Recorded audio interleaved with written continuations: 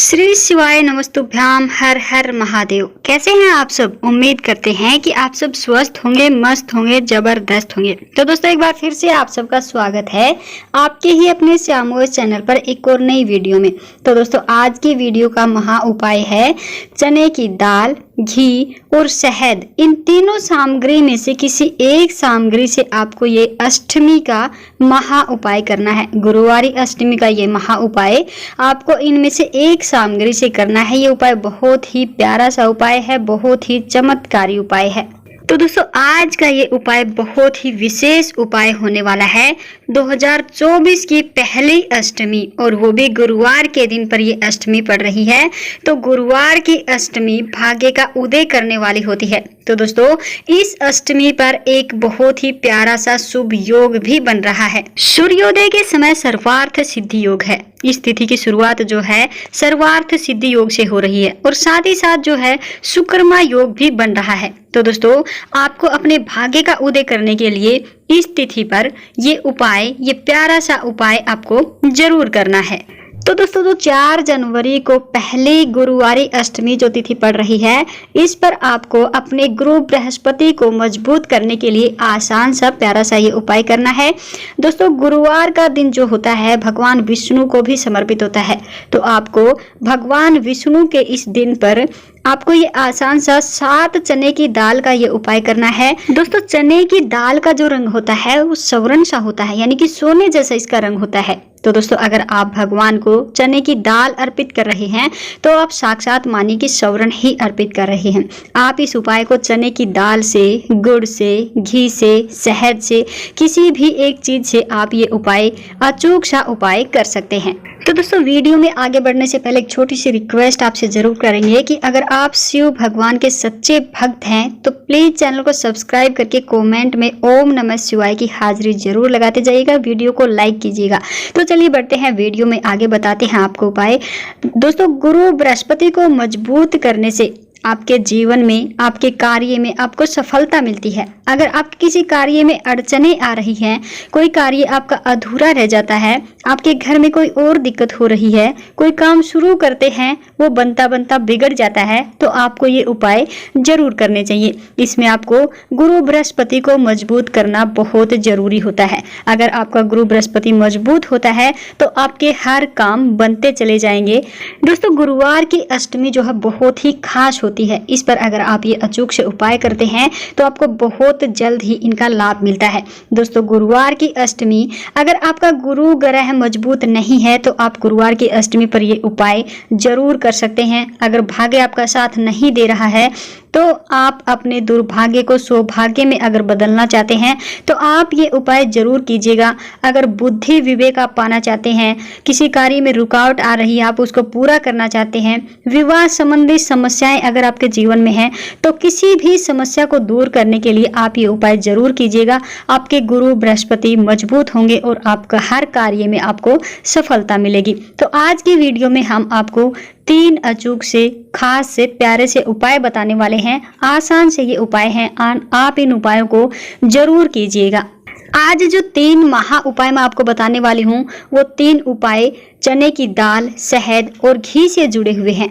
आप इस तीनों उपायों में से गुरुवार की अष्टमी पर कौन सा भी उपाय कर सकते हैं। आपको लगता है कि कौन सा उपाय आपकी समस्या से जुड़ा हुआ है, उसके हिसाब से आप वो उपाय कीजिएगा। आप अगर चने की दाल से उपाय करना चाहते हैं तो चने की दाल से कीजिएगा, शहद से कीजिएगा, और अगर आप घी से उपाय करना चाहते हैं तो आप ये घी का उपाय भी जरूर कीजिएगा। तो दोस्तों बात करते हैं पहले उपाय के बारे में। पहले उपाय में आपको 7 चने की दाल लेनी है। आप ये दाल के दाने 11 भी ले सकते हैं, 41 भी ले सकते हैं। अगर आप 41 दाने दाल के लेते हैं तो ये बहुत ही शुभ होता है। अगर आप 41 दाने नहीं लेते तो आप 11 चने की दाल के दाने लीजिएगा। ध्यान इस बात का रखिएगा कि चने की दाल के दाने खंडित नहीं होने चाहिए। फिर आपको एक कटोरी लेनी है, उस कटोरी में गुड़ से मिश्रित जल आपको लेना है, यानी कि जल में थोड़ा सा गुड़ आप मिला लीजिएगा, और आपको एक तांबे का पात्र लेना है। ये सब चीजें लेकर के आप आपको भगवान शिव के मंदिर में चले जाना है। तो दोस्तों मंदिर में जाने के बाद आपको जो तांबे के पात्र में आपने जो तांबे का लोटा आपने लिया था, जिसमें जल भर लिया था, आपको वो लोटा लेना है। सबसे पहले आपको गणेश जी वाले स्थान पर थोड़ा सा जल अर्पित करना है। उसके बाद कार्तिकेय जी वाले स्थान पर आपको थोड़ा सा जल अर्पित करना है। उसके बाद अशोक सुंदरी वाले स्थान पर आपको जल अर्पित करना है और उसके बाद माता पार्वती के हस्त कमल वाले स्थान पर जल अर्पित करके शिवलिंग के ऊपर आपको जल अर्पित करना है और उस लोटे में थोड़ा सा जल आपको बचा लेना है। उसके बाद आपको अपने जो चने की दाल, गुड़ मिश्रित जो चने की दाल आपने ली थी, 11 दाने थे, 9 दाने थे, 41 दाने थे, जितने भी दाने आपने लिए हैं उनको आपको हाथ में ले लेना है और बृहस्पतेश्वर महादेव का आपको ध्यान करना है, स्मरण करना है और उसके बाद आपको ओम नमो भगवते वासुदेवाय का जप करना है। 11 बार कर सकते हैं, 21 बार कर सकते हैं, जितनी आपकी इच्छा हो आपको ओम नमो भगवते वासुदेवाय मंत्र का जप करना है। और उसके बाद में आपने जितनी दाल के दाने लिए हैं उतनी बार आप बृहस्पतेश्वर महादेव का ध्यान कीजिएगा। जितने भी दाने आपने लिए हैं उन दानों को आप भगवान शिवलिंग के ऊपर चढ़ा दीजिएगा और दानों को अर्पित करते हुए आपको बृहस्पतेश्वर महादेव का ध्यान स्मरण जरूर करना है। उसके बाद आपको वो जो लोटे में जल आपने बचाया था वो भी भगवान शिवलिंग के ऊपर चढ़ा देना है, अर्पित कर देना है। तो दोस्तों इस उपाय को करने के बाद आपका भाग्य जो है सोने की तरह सवर्ण सा चमकने लगेगा, यानी कि सवर्ण सा आपका भाग्य चमकने लगेगा। दुर्भाग्य जो है कोसों दूर चला जाएगा, दुर्भाग्य आपकी जिंदगी से खत्म ही हो जाएगा। तो दोस्तों आप इस उपाय को जरूर कीजिएगा। ये पहला उपाय था, चने की दाल का उपाय था। आप इस उपाय को सुबह से लेकर के रात्रि के समय तक किसी भी टाइम कर सकते हैं। तो दोस्तों ये था पहला उपाय। अब बात करते हैं दूसरे उपाय के बारे में। दूसरा उपाय भी बहुत ही खास उपाय है, बहुत ही प्यारा सा आसान सा उपाय है। अगर आप अपने गुरु बृहस्पति को मजबूत करके अपने भाग्य का उदय करना चाहते हैं तो ये आप दूसरा उपाय भी जरूर कीजिएगा। दूसरा उपाय करने के लिए आपको सबसे पहले क्या लेना है, ध्यान से सुनिएगा कि कैसे आपको ये उपाय करना है। सबसे पहले आपको एक बेल पत्र लेना है। बेल पत्र कहीं से भी खंडित नहीं होना चाहिए। अगर आपको कहीं से बेल पत्र नहीं मिल पाता है तो आप शिवलिंग पर चढ़ा हुआ बेल पत्र शुद्ध जल से धो करके आप इसको इस्तेमाल कर सकते हैं।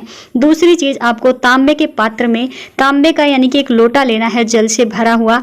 और तीसरी जो चीज है वो आपको 1 बूंद शहद लेना है। आप 1 बूंद शहद ले लीजिए, बस इससे ही आपका काम बन जाएगा। आपको ये तीनों चीजों को लेकर के, बेलपत्र और जल से भरा लोटा और शहद की 1 बूंद, ये तीनों चीज लेकर के आपको भगवान शिव के मंदिर में चले जाना है। अब आपको भगवान शिव के मंदिर में शिवलिंग के सामने बैठ जाना है और आपको जो बेलपत्र आपने ली थी वो आपने लेनी है, चिकनी वाली साइड आपको ऊपर करनी है और अपने सीधे हाथ की चीटी उंगली के पास वाली जो उंगली होती है, यानी कि अनामिका उंगली हम जिसको बोलते हैं, उस उंगली से जो शहद की बूंद आपने ली थी वो लेनी है।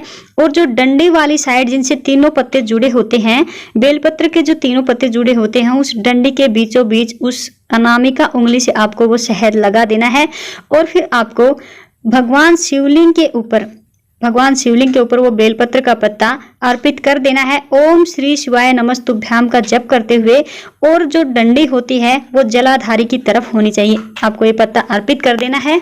उसके बाद आपको जो तांबे का लोटा आपने लिया था जल से भरा हुआ वो आपने लेना है और 7 बार में आपको शिवलिंग के ऊपर अर्पित करना है।